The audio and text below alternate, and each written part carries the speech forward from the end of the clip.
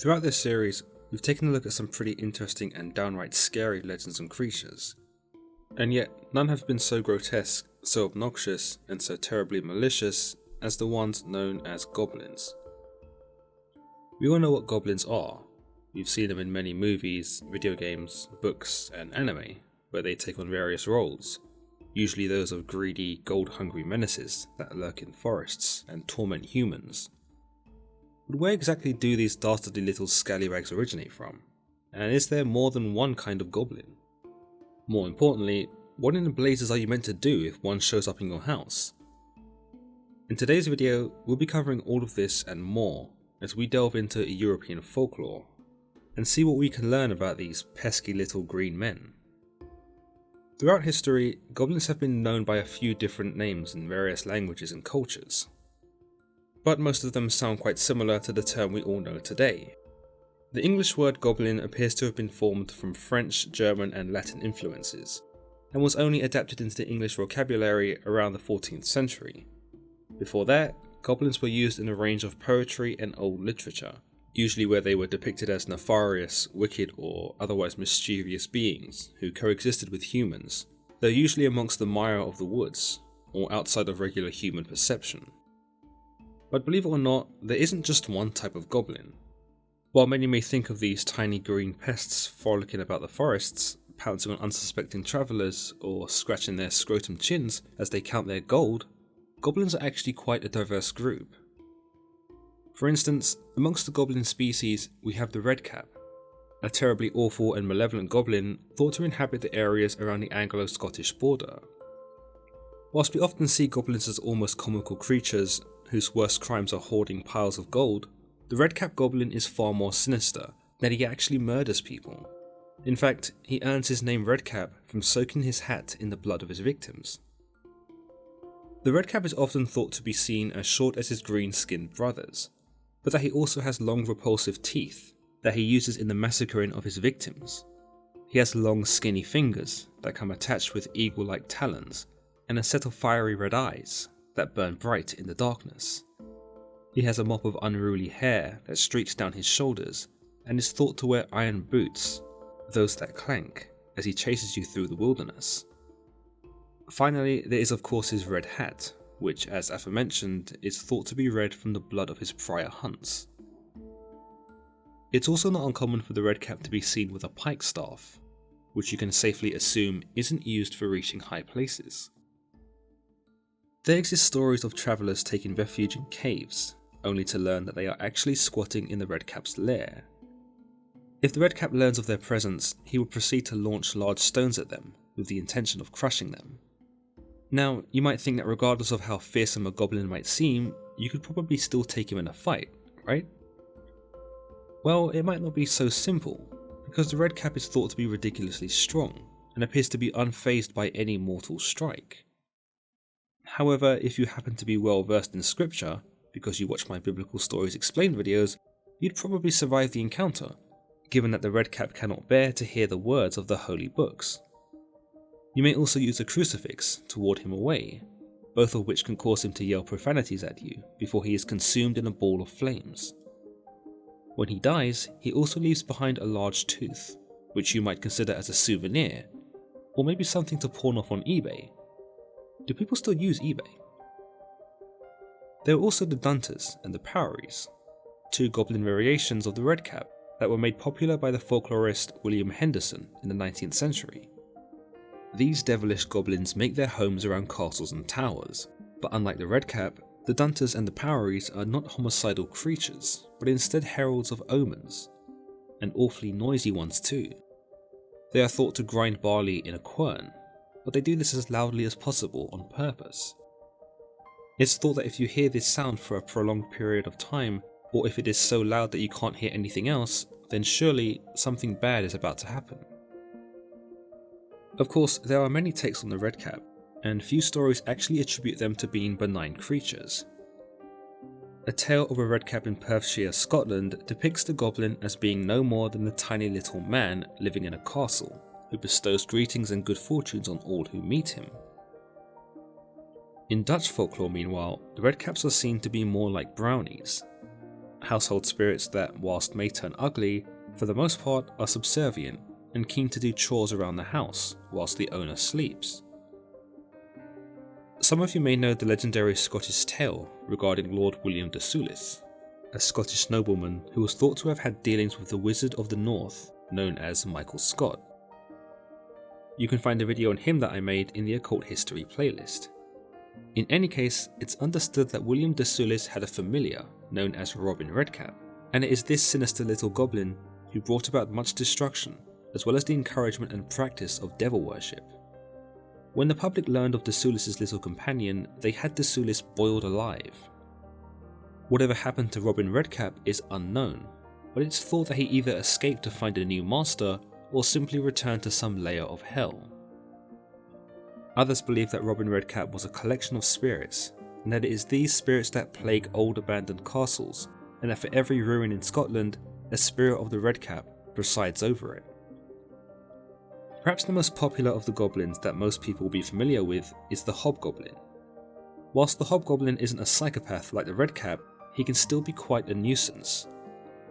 The term hob is thought to have been a rustic term used to delineate the countryside goblin from the regular goblin, as well as to emphasise how much of a trickster the Hobgoblin was in comparison to his regular goblin brethren. Much like the aforementioned brownies, the Hobgoblins are small, pillows men who coexist in some capacity with humans, usually lurking in the basement or under the foundations of the house. In some cases, they are thought to live as actual tenants in the home, which is where they earn their reputation as being spirits of the hearth. Whilst in human accommodation, the Hobgoblins will do odd jobs around the house whilst the owner is asleep, which can include ironing, dusting, window wiping, surface cleaning, and if you're lucky, you might even get some light maintenance work. All they ask in return is for a bit of food. Unfortunately, they will not make you breakfast, do your taxes, or respond to YouTube comments. This essentially sums up the nature of the brownies. This is where the Hobgoblins differ, in that the Hobgoblins do enjoy a good prank. The brownies will work happily so long as they are fed, but the Hobgoblins seem to want to have their cake and to eat it too. They possess the ability to shapeshift, something Shakespeare was able to capture in A Midsummer Night's Dream, where the character Puck, who is thought to be a Hobgoblin, alludes to the fact that he is able to take on different forms. We see other tales of shapeshifting take place in the story of the Blue Birches, a Hobgoblin who played pranks on a shoemaker in his home in Blackdown Hills in Somerset, England. Blue Birches seem to take on the form of an old man wearing baggy blue breeches, hence the name, but in the story we also see him take the form of a white stallion, a boar, and even smoke. Whilst the shoemaker and his family seemed to tolerate the pranks of the Hobgoblin, the church did not. When a group of clergymen learned of his existence, they sought him out and banished him. It should also be noted that the Hobgoblins are easily annoyed, and so should you be on the receiving end of one of their pranks, it's probably best to just let it go, as opposed to plotting your revenge. The Hobgoblins are the sort of characters that can dish out the flack, but aren't necessarily very good at receiving it. In fact, they can be outright dangerous, given that they will go to extreme lengths to facilitate one of their practical jokes. In one of the more common stories about Hobgoblin pranks, Robin Roundcap, not to be confused with the aforementioned and wicked Robin Redcap, Roundcap roamed around Spaldington Hall in East Yorkshire, helping out with the family chores and doing his bit. But often enough, a mischievous streak would often overcome Robin Roundcap, and it would see him go about kicking stuff over, moving stuff out of place, and repeatedly extinguishing the hearth. Because his pranking ways grew more and more outrageous, he was dumped in a well and imprisoned there by the prayers of the local priests. But of course, for every Hobgoblin who's a dick, there's also one who's pretty sound. Billy Blind, a creature who sometimes appears in ballads as both a brownie or a Hobgoblin, manifests in times of need and is known to give good advice to those who seek it. There also exists another term for the Hobgoblin, a term some of you may recognise from the Harry Potter series, and that is Dobby. Now, I don't get what the big deal was when Dobby died. Personally, I found him pretty annoying and weird looking. But in any case, in folklore from Lancashire and Yorkshire, you'll find that my gut feeling about this little rascal is actually right on the money. Dobbies in these stories are relentless pranksters. In fact, pranksters might be too light of a term for one so infuriating as these. In some stories, they even cause the owners of the house to move, and in some cases, the little swine follows the family and makes himself known after they've finished unpacking. In some variations of folklore, hobgoblins become most offended when given clothes, an act that will actually banish them from their lodging. The idea is that they are either far too proud to accept gifts from those that own the house in which they dwell in, or are just outright offended for the assumption by the owner that they need better clothes. In any case, if you do want to get rid of a hobgoblin, you can rest assured that a well-placed sock to the face will have it running from your premises. In Germanic folklore, we see the rise of the goblin known as the Earl King, and he's thought to be known as the King of the Fairies. Whilst the origins of his name are not known, it is thought that the Earl King, at least in Danish folklore, meant Elf King, or King of the Elves. By this, it would imply that Earl King was an elf, but since then he's often described as a bearded goblin, one of tremendous size who is rotten to the core. One of his pastimes include luring children to his lair, where he either kills them or consumes them. Perhaps just as bad as the Earl King though is his offspring, particularly his daughter, which we learn from Germanic literature is an elf maiden. It furthermore throws into question the species of the Earl King, and whether he was a full goblin or maybe part goblin and part elf, or that he had impregnated an elf, who then gave birth to his elf daughter. In any case, we are told of Sir Olaf, who rides to the ceremony of his wedding, when suddenly he is entranced by the music of elves. The Earl King's daughter invites him to dance with her, but Sir Olaf declines, even after she offers him gifts and gold. So angered by his rejection, she strikes Sir Olaf. By the time Sir Olaf arrives at his ceremony, he is visibly fatigued and looking rather ill. The following morning, he dies. Meanwhile, in the regions of Spain, Portugal and other parts of Europe, there exists a mythological creature known as the Trasku. The Trasku is probably most well known to the northwest community of Asturia, where the Trasku, also a domesticated goblin, serves its masters in a similar way hobgoblins do. However, there are some stark differences in its appearance. For starters, the Trasku is known to have a dodgy leg. It has very dark skin, and it only wears red clothing, including a pointed hat. The Trasku also appears to have a mysterious hole in its left hand, and is described as having a prominent set of horns, a tail, woolly ears, and a gangly set of limbs. Whilst he is a quiet creature, he does make sounds in the evening. Similar to how we attribute bumps in the night to central heating, some families in Asturia had once attributed these very same bumps to the Trasku. Unlike the hobgoblin, his pranks don't seem to ever inconvenience the owners of the house too much, for their pranks are like the pranks of children, which can include the hiding of one's shoe, leaving cupboard doors open, or placing salt in the sugar jar. But of course, the Trasku also has its bad days, and during these times you can expect him to actually break things, as well as to go about scaring pets and tossing water everywhere. In some cases, the Trasku will clean up his mess before the inhabitants of the house have woken up. You might not wish to get rid of a Trasku, given how helpful he is. After all, it is not unheard of that some see these household goblins like helpful children. But like all children, eventually their helpfulness expires, and you start to absolutely loathe them. So how do you get rid of a child? Too bad, you can't. You should have thought about that back when you thought being a parent was a good idea, idiot.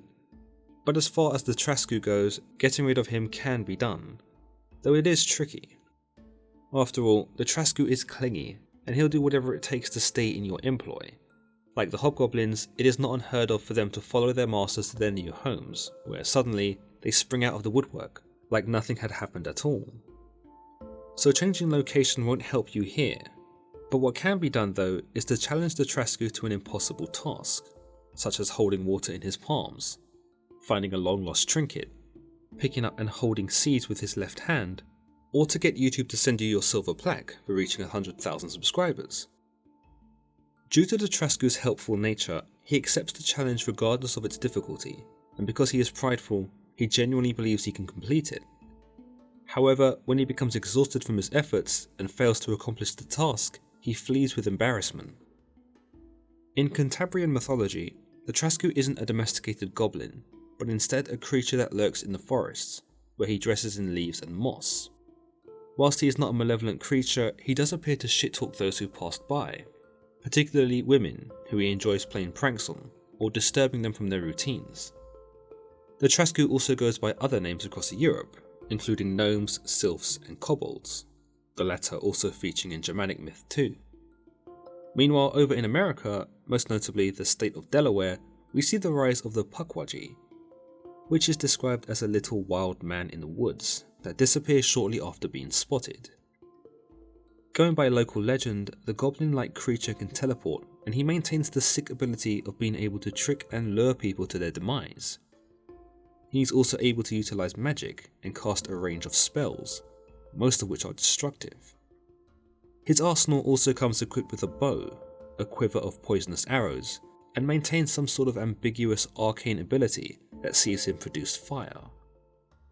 While little is known about the Pukwudgies, the Native Americans once believed that they were allies of the humans, but one day something went wrong, which caused the two to become bitter enemies. The local lore tells us how an irritated Pukwudgie can subject his victims to terrible tricks, perhaps deceptions and illusions that may feel incredibly real. The victim may also be stalked by the Pukwudgie, and they are known to kidnap people, stab people, burn people, dropkick them off high ledges, and even steal their wives. Okay, maybe not that last one, but hey, I wouldn't put anything past them.